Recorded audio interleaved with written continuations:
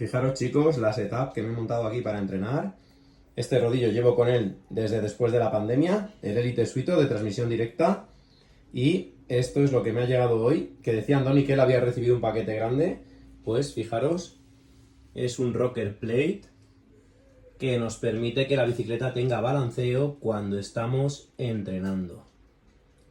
Al parecer de esa manera pues tenemos una sensación bastante más realista. 5, 4, viene la serie. 1.